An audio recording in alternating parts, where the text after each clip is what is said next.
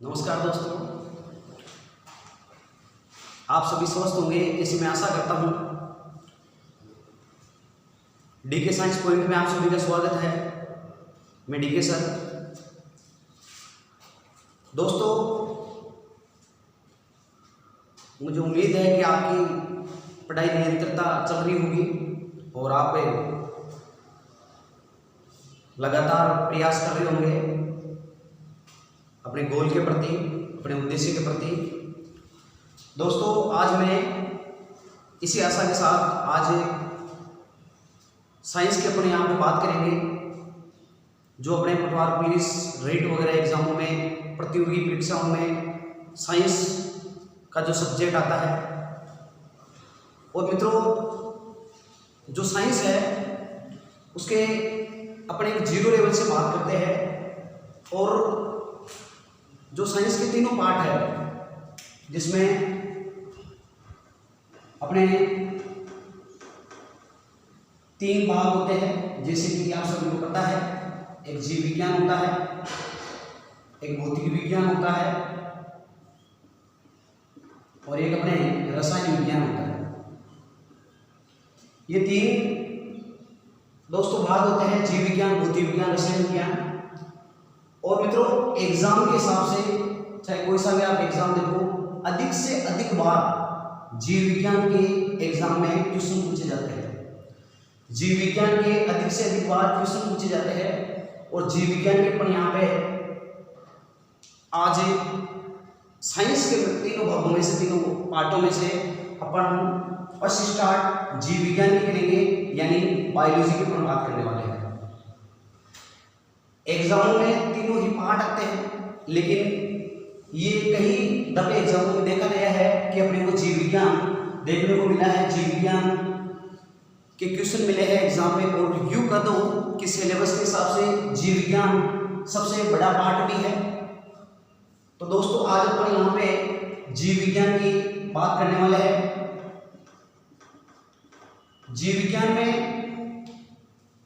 कई चीजें हैं दोस्तों, और सबसे जरूरी बात ये होती है कि किसी चीज को पढ़ने से पहले उसके आधार को जानें। आधार को नहीं जानेंगे तब तक अपन किसी सिस्टम को समझने में बड़ी तकलीफ हो सकती है। और जीव विज्ञान एक ऐसा पार्ट है, बिल्कुल समझने वाली बात है। तो जीव विज्ञान के अंतर्गत अपन यहाँ देखने वाले हैं कि इसमें टॉपिक कौन कौन से होते हैं। तो लगभग अपन कोई सा भी कंपटीशन आप उठा लीजिएगा, पुलिस है, पटवार है, रेलवे है, या XYZ रीट वगैरह, फर्स्ट ग्रेड वगैरह, जिसमें भी अपने साइंस का सिलेबस रहता है, उसमें जीव विज्ञान के कई टॉपिक आते हैं। जिसमें अपन बात करते हैं यहाँ पे जीव विज्ञान के लगभग 18 से 20 टॉपिक आते हैं। कई दफे अपने एग्जामों में देखे हैं। और यहाँ पे मित्रों, आज की क्लास में अपन फर्स्ट टॉपिक की बात करने वाले हैं, कोशिका। कोशिका टॉपिक एग्जाम में एक इम्पोर्टेंट टॉपिक है। कई बार एग्जाम में क्वेश्चन देखा गया है कोशिका का। एक कोशिका की जनरल अपन बात करने वाले हैं कि कोशिका क्या होती है, इसके भाग कितने होते हैं, कोशिका की खोज वगैरह क्या है, क्या नहीं है, ये सारी बात अपन यहाँ पे करेंगे। इससे पहले अपन कोशिका के बारे में एक सर्वप्रथम डेफिनेशन जानते हैं कि कोशिका की डेफिनेशन क्या होती है। मित्रों, कहते हैं कि आदतें चरित्र को बदल देती है। आदतें चरित्र को बदल देती है। Habits change into character. आदतें चरित्र को बदल देती है। तो अपन एक ऐसी आदत डालते हैं अपने जीवन में, अपने जीवन के लक्ष्य के लिए, अपन उस पर आगे बढ़ पाए, सिस्टम के अकॉर्डिंग अपन चल पाए, एक अपनी हैबिट्स के अकॉर्डिंग अपन आगे बढ़ पाए। और सबसे जरूरी बात यह होती है कि आप किसी भी चीज को पढ़ो, उसमें आधार मजबूत होना चाहिए। कोई भी काम करते हैं उसका आधार मजबूत है तो अपने को ऐसा प्रतीत होता है कि ये काम आसानी से हो जाएगा। आधार अगर सही नहीं है तो आदमी जो काम करता है उसको भी पूर्ण रूप से विश्वास नहीं होता है कि मैं क्या कर रहा हूँ। और इब्राहिम लिंकन का एक वाक्य था कि अगर आप मेरे को किसी पेड़ को काटने में, अगर आप मुझे किसी पेड़ को काटने में 6 घंटे का टाइम देते हो, तो उसमें से मैं 4 घंटे तो पेड़ की, 4 घंटे तो मैं कुल्हाड़ी की धार तेज करने में लगाऊंगा, बाकी 2 घंटे में मैं पेड़ को काटूंगा, ऐसा एक वाक्य था उनका। तो मित्रों उन्हीं वाक्य को देखते हुए उसी आशा के साथ अपन आगे बढ़ते हैं और यहाँ पे अपन आज की क्लास में कोशिका की अपन बात करते हैं मित्रों। और जो कोशिका टॉपिक है इसके अपन डेफिनेशन से बात करते हैं। कोशिका टॉपिक जो रहता है मित्रों, सर्वप्रथम जानते हैं कि कोशिका क्या है। कोशिका एक ऐसा भाग है मित्रों कि सूक्ष्मतम रचना, किसी भी जीव की छोटी से छोटी रचना या सूक्ष्मतम रचना अपने कोशिका कहलाती है। सूक्ष्मतम रचना कोशिका कहलाती है। यूं कह दो कि एक क्रियात्मक व रचनात्मक, सूक्ष्मतम रचना या क्रियात्मक व रचनात्मक जो स्थिति रहती है उसको अपन कोशिका कहा जाता है। ये ध्यान रखना है कि कोशिका, सूक्ष्म रचना, कोशिका का अध्ययन क्या होता है। कई एग्जामों में कई बार क्वेश्चन बनाया जाता है कि कोशिका जो है उसका अध्ययन क्या होता है। तो कोशिका का अध्ययन जो होता है वो होता है साइटोलॉजी। ये ध्यान रखना है, कोशिका का अध्ययन क्या होता है, ये होता है साइटोलॉजी। अब बात करते हैं मित्रों, जो कोशिका है इसका खोजकर्ता कौन है। कोशिका का खोजकर्ता अपने रॉबर्ट हुक है, जिसने 1665 में इन्होंने खोज करी थी कोशिका की। कई बार यहाँ से डाउटफुल क्वेश्चन रहता है। एक होती है कि कोशिका का खोज और एक रहता है साथ में मर्द कोशिका की खोज। तो इन दोनों में कि कोशिका की खोज किन्होंने करी थी, मर्द कोशिका की खोज किन्होंने करी थी, इन दोनों स्थितियों में आंसर रहेगा रॉबर्ट हुक। अगर यहाँ पे क्वेश्चन बने आपका कि जीवित कोशिका की खोज किन्होंने करी थी, तो जीवित कोशिका की खोज एंटोन वॉन ल्यूमेक हुक ने करी थी और ये है 1674। तो यहाँ पे ध्यान देना है, एंटोन वॉन ल्यूमेक हुक ये पूरा नाम है, जिन्होंने जीवाणु की खोज भी करी थी। यहाँ से आप याद कर सकते हो कि जीवाणु की खोज किन्होंने करी थी, तो ल्यूमेक हुक ने करी थी।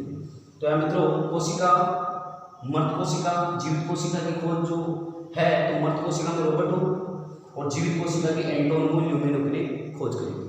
बात करते हैं जो कोशिका रहता है इसका सबसे बड़ा अंग कौन सा होता है, केंद्रक होता है। सबसे छोटा कौन सा होता है, बड़े की बात करें तो केंद्रक है, छोटे की बात करें तो ये होता है राइबोसोम। छोटे की बात करें तो ये होता है राइबोसोम। कोशिका के कई अंग है, केंद्रक है, राइबोसोम में। ये छोटे और बड़े की बात है, यहाँ पे ये छोटा अंग है इसका, लेकिन इसके साथ में कई अंग है। माइटोकॉन्ड्रिया है, अंतःप्रदिम जालिका है, तारकाय है, रिक्तिका है, कई प्रकार के अंग है। लाइसोसोम है जो अपन यहाँ पे देखने वाले हैं अगली क्लास में। तो यहाँ पे सबसे बड़ा अंग केंद्रक है, सबसे छोटा अंग राइबोसोम है।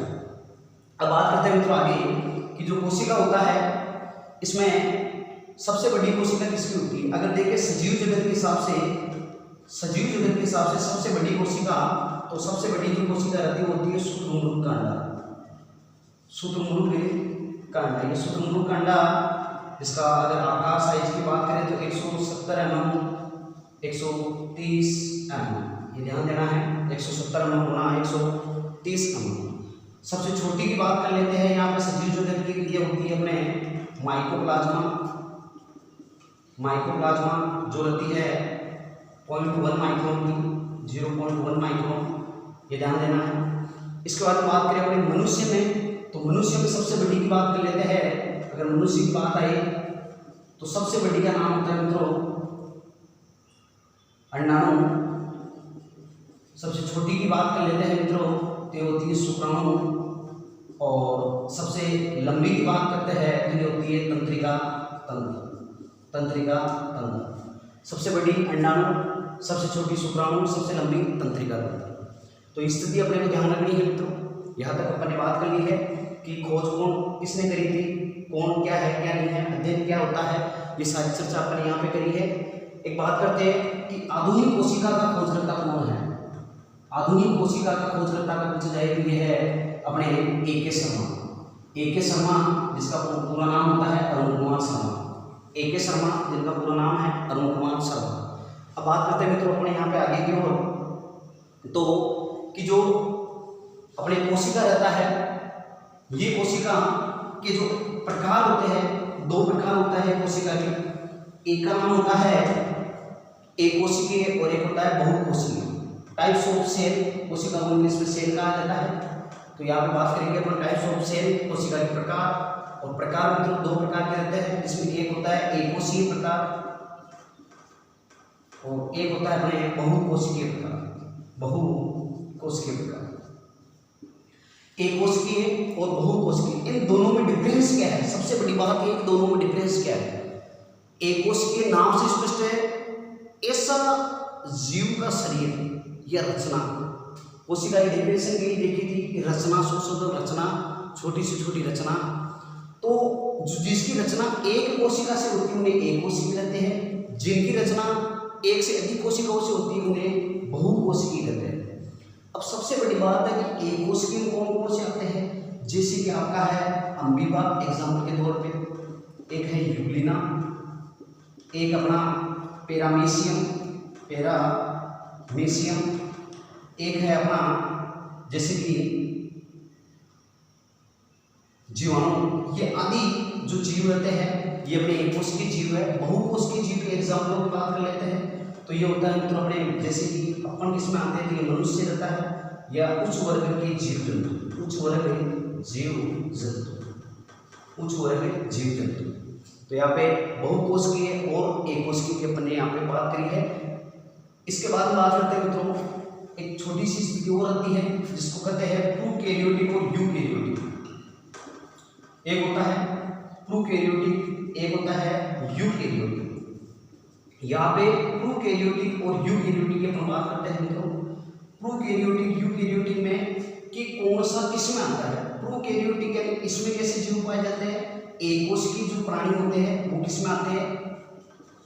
प्रोकैरियोटिक में आते हैं एकोशिकीय प्राणी। और दूसरी बात करते हैं मित्रों, बहुकोशिकीय प्राणी किसमें आते हैं? यूकैरियोटिक में आते हैं, बहुकोशिकीय प्राणी। कई बार एग्जामों में पूछा गया है, प्रोकैरियोटिक में एकोशिकीय प्राणी आते हैं, यूकैरियोटिक में बहुकोशिकीय प्राणी आते हैं। इसके साथ में प्रोकैरियोटिक में ये झिल्ली रहित होती है, इसमें झिल्ली नहीं होती है, और यूकैरियोटिक में इसमें झिल्ली होती है यानी झिल्ली युक्त होती है। डेफिनेशन की बात करें प्रोकैरियोटिक यानी ऐसा जीव जो झिल्ली रहित होता है, या फिर ऐसे बोल सकते हैं स्पष्ट केंद्रक नहीं होता है। स्पष्ट केंद्रक इसमें नहीं होता है और इसमें स्पष्ट केंद्रक होता है यूकैरियोटिक। तो मित्रों ये एक डिफरेंस है दोनों का, ये ध्यान रखना है।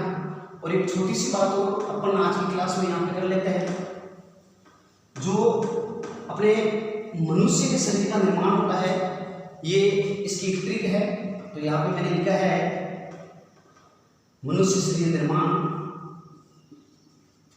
इसकी ट्रिक है मित्रों CTOS। सी का मतलब सेल है मित्रों, टी का मतलब टिश्यू है, ओ का मतलब ऑर्गन है, और एस का मतलब सिस्टम है। अगर आपसे एग्जाम में ऐसा पूछा जाए कि मनुष्य का शरीर का जो निर्माण होता है वो किस अकॉर्डिंग होता है, तो ये ट्रिक है। ट्रिक अपने को ध्यान रखनी है मित्रों, CTOS। सी सेल है, टी टिश्यू है, ओ ऑर्गन है, एस सिस्टम है। इसका मतलब होता है यहाँ पे सेल का कोशिका, टिश्यू का ऊतक, ऑर्गन का अंग और सिस्टम का होता है तंत्र। तो एक ये कोशिका, ऊतक, अंग और एक तंत्र, इस प्रकार से एक अपने मनुष्य शरीर का निर्माण होता है। तो अपने को ध्यान देना है इस स्थिति को। तो मित्रों आज की क्लास में अपन ने कोशिका की जनरल बातें जानी हैं। अब इसके बाद में कोशिका अंगों की अपन बात करेंगे वन बाय वन, जैसे माइटोकॉन्ड्रिया, जैसे कि राइबोसोम, जैसे कि लाइसोसोम। इस प्रकार से अपन कोशिका को जल्द ही अपन इस टॉपिक को आगे की क्लास में खत्म करेंगे। मित्रों बढ़िया तरीके से सिस्टम को, टॉपिक को देख के चलना है।